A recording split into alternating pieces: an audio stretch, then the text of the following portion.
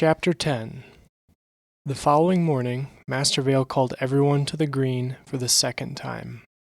The same students filled the stands. The same host of masters sat at the stage.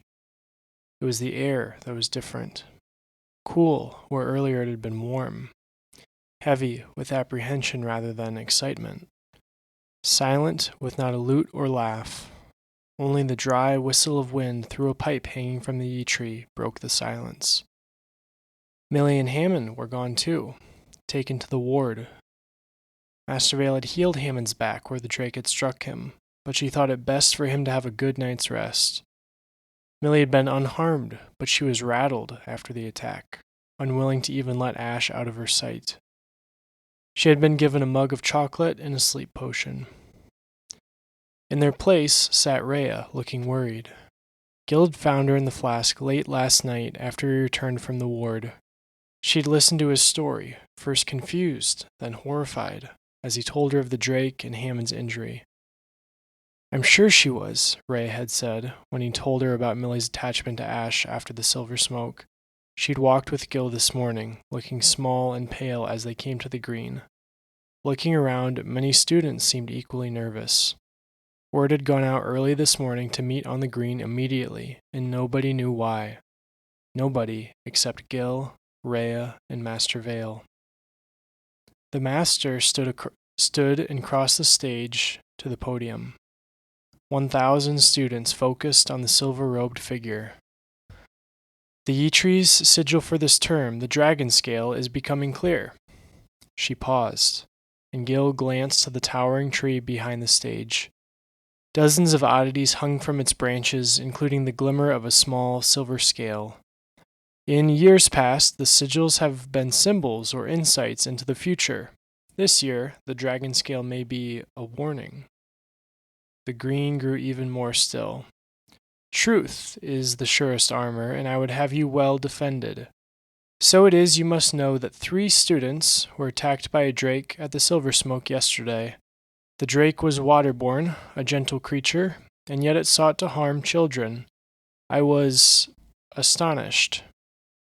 She raised something small that gleamed in the sunrise. However, evidence reveals itself to the watchful, and this shard of alchemical glass came to light. Whispers rustled the stands. "I do not believe," Master Vale said, silencing the green, "that anyone within these gates would wish harm upon another. It is clear, though, that this drake was led to aggression by a potion, though we cannot say whose hand stirred the cauldron. There are those who think poorly of us, of magic, and it is my belief the drake was under their influence. You will also, I'm sure, have heard of the mist.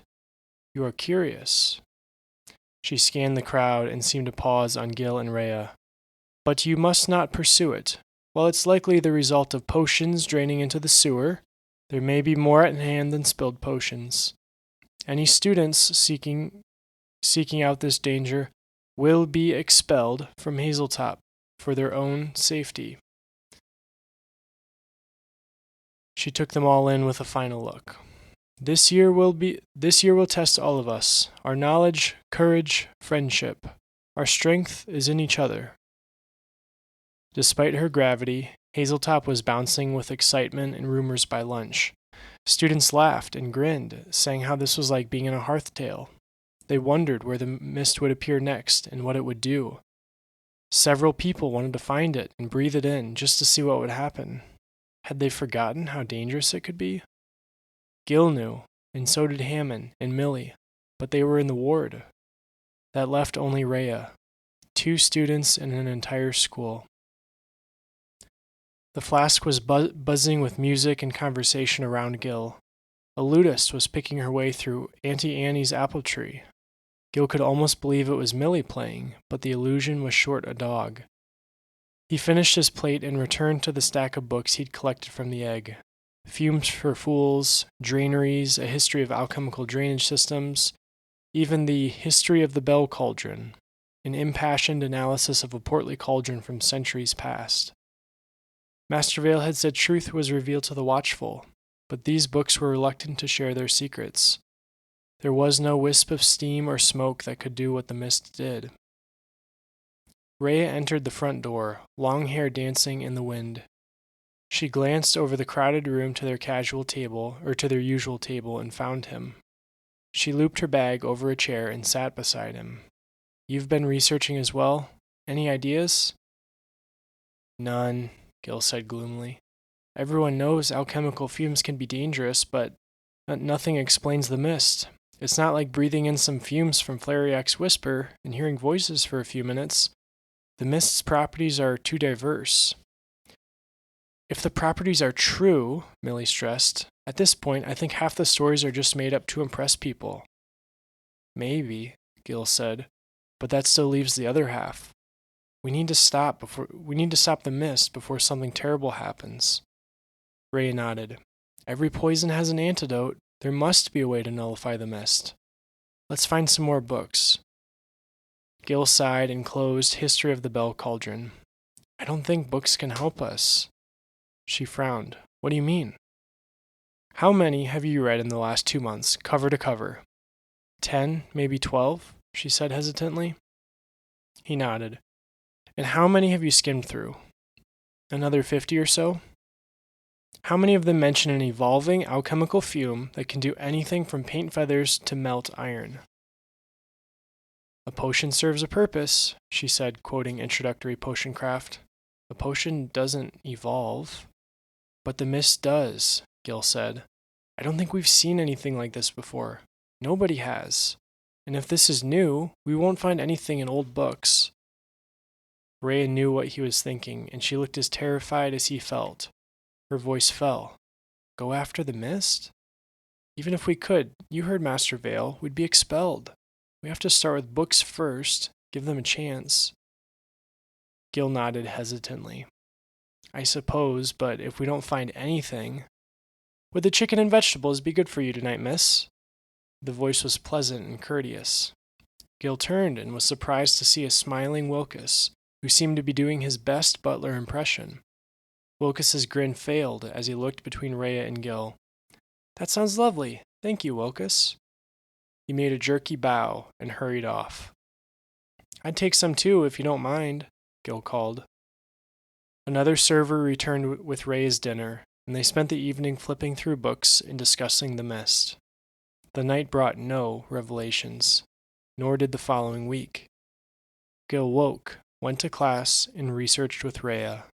They pored over tables of alchemical constituents, the last dozen issues of Alchemical's Annual. Gil listened to excited second-term alchemy students jabbering about how the mist could worsen and cancel their final exams. His own coursework began to slip as he invested more time with Rhea in the egg. Hammond and Millie returned from the hospital wing early the next week. Hammond's back was healed, and the only evidence of the Drake attack were the stories he relayed to his host of eager listeners. Millie's panicked stare from the beach was gone as well, and she was her cheerful self. Ash accompanied her everywhere, and Millie was soon singing at the flask once again to the cheers of everyone. Neither Hammond nor Millie fixated on the mist as Gil did. In fact, they seemed hardly concerned with it. Hammond only viewed the mist as a riveting story, one that they lived in, certainly, but as dangerous as watching a circus act. With each passing day, his account of the Drake attack grew more fantastic, until it hardly matched what happened. Millie had little difficulty settling back into her schedule, which was now 2 or 3 schedules smushed together. She seemed even busier than before the attack, running from class to watch some sparring at the arena to a blocks tournament at the green. She began grabbing food from the flask and eating on the go, as though she couldn't spare a few minutes at the table. When Gil intercepted her, she had to leave before he could really hear how she was doing. The mist was not resting either. Mistings grew more frequent, and another student was sent to the ward with a strange case of hiccuping once every 10 minutes. As the days shortened, Gil's nights lengthened. After a week of fruitless research between classes, Gil and Rhea started meeting at the egg after dinner for a few more hours of research. It has to be the spilled potion theory, Rhea said for the dozenth time. The hour was late. It's the only way to explain the different reactions to this mist. Each mist must be the product of different potions mixing in the sewers. Gil sighed and let his book thump shut. Yes, but that doesn't explain the mist in Slater's Pass. Grant has a completely separate sewer system, doesn't it? How could spilled potions have drained into another sewer system a half-mile away? Rhea shrugged. It's the only thing I can think of. Nobody's seen this before. Her comment reminded him of their conversation weeks ago. A cold stone of worry settled in his stomach. Maybe we've been looking in the wrong spot. We're reading about stuff people have already figured out and applying it to what we know about the mist. We need to start some hands-on research. Gil waited for her to say no, that she would not risk her place at Hazeltop, the school that she had traveled so far to reach. She drew a deep breath. The mist must be stopped. The following days blurred. Gil forgot the properties of numproot and herblore and nearly fainted when he smelled the knobby tuber, which didn't affect the master of herblore at all. His cauldron spat angry smoke when he swapped a fistful of slug slime for a dram. Loris asked if he was ill in Wondercraft. Even Master Drayborn sent a stack of plates back to the kitchens because they did not gleam sufficiently. His mind was elsewhere, picking through the plan he'd made with Rhea. They had no idea what to expect, of course, which made planning all the harder. It was one thing to react to danger, as he had done on the beach, and quite another to seek it out. His stomach tightened, and his mind returned to planning. For once, he dreaded the approaching weekend. It only seemed to come faster, and before he knew it, Hammond and Millie were off for the day in Grent. Gil busied himself with an essay on the defensive properties of iron armor for defense class.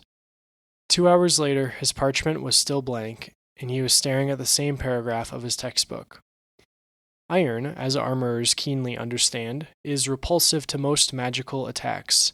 A sleeping charm or lock-leg rune has a negligent effect upon the armored, making a full suit of iron most welcome to those with magical adversaries.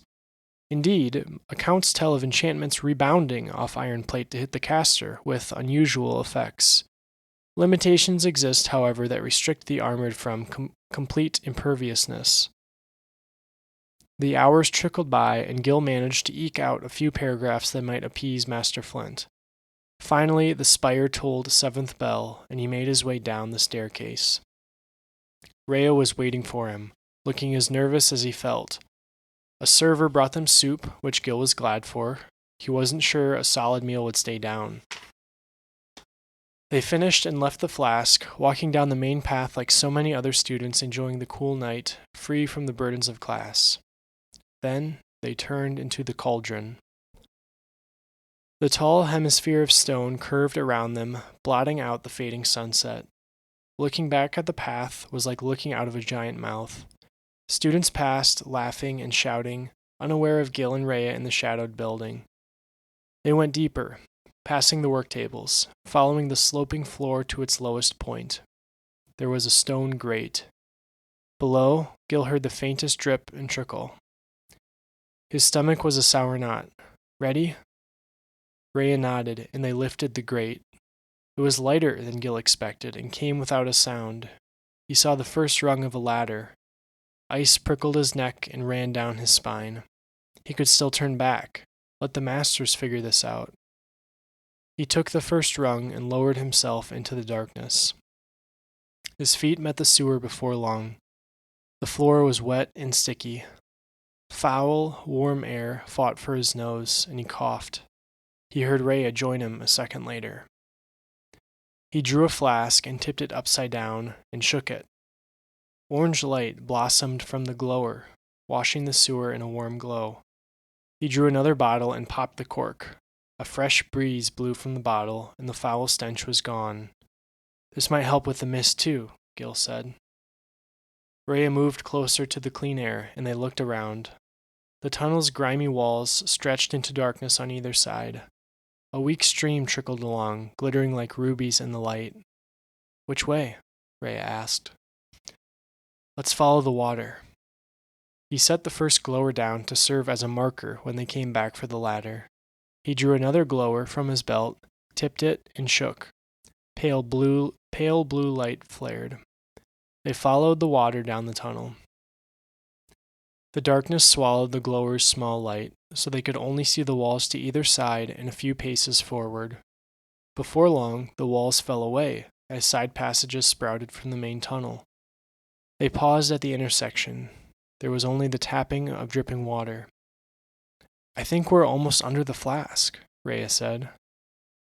They continued down the main tunnel, burning back the darkness. The stretch of glistening wall broke again, this time by a stone door. The weakest light bled through the silhouette. Gil moved closer. The slab was rough to the touch, scored and chipped as though struck by a hammer. Gil looked closer, but there was no handle, only the door of rough, cracked rock. He pushed. It did not move. They journeyed onward, ears straining for any sign of someone else, any sign of something else. Rhea chose a side passage and they went deeper. Time seemed to pass faster in the sewer. Latticeworks of moonlight hung from the overhead grates, and Gil counted 5 before they heard it. The hiss was soft, audible only between the pattering drips. The passage turned and the hissing intensified to a tea kettle in a distant room. "This has to be it," Gil said. "You have the smoke potions and the sleeping draughts?" Rhea's hand fell to her belt. "Yes." The darkness seemed to thicken with each step toward the hiss. Before long, it seemed nearly visible, smoky wisps twisting at the edge of the glower's light. The hiss was louder now. Panic began to flood Gil. Searching the sewers had seemed brave, adventurous, when they discussed it in the library. They were researching, discovering first-hand facts about the mist. They could save Hazeltop. Every reason evaporated from his mind and was replaced by a cold, numbing fear in the dark. He grabbed Ray's hand. "We have to go. This is madness." But her eyes were fixed on the darkness. "We have to know. Come on, we're nearly there." She pulled him forward, and his feet obeyed, splashing through water he could no longer see. The wall beneath his hand fell away as the passage turned. Ray drew a startled, horrified breath. "No, it—" Gil felt darkness lick his hand and the glower shattered. As the potion fell, the bright light dimmed and dulled until it splashed in the dark water. Gil yanked a second glower from his belt and flipped it blindly. It glowed pink, and the flask shattered again. "How?" Gil began, and saw the fire. A cherry flame burned down the tunnel, warming the belly of a massive cauldron spewing darkness. A figure was frozen beside the cauldron, half visible in the firelight. The chest and neck were buried in darkness, and it was only the face that Gil saw clearly, a mask of iron. Then something huge and dark rose between them, blotting out the masked figure, and they were running, racing blindly away. Gil had never been so terrified of the darkness. The hissing roared far behind them, and Gil tripped.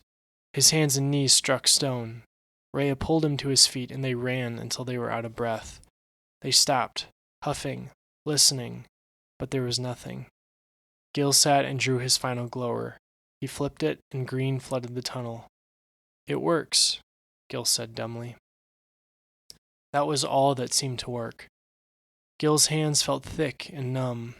He did not feel the cut across his palm. His knees were on fire. Rhea wore the same glassy look as Millie had after the Drake attack. Gil groaned to his feet, and they trudged back toward the ladder. After an age, Gil saw a weak orange glow. It brightened, and he made out the ladder leading up the grate in the cauldron. "We know someone's behind this now," Gil said. Rhea climbed the ladder. Gil followed her after she reached the top. "We should go to Master Vale, tell her what we saw." "We'll be expelled," Rhea said stiffly.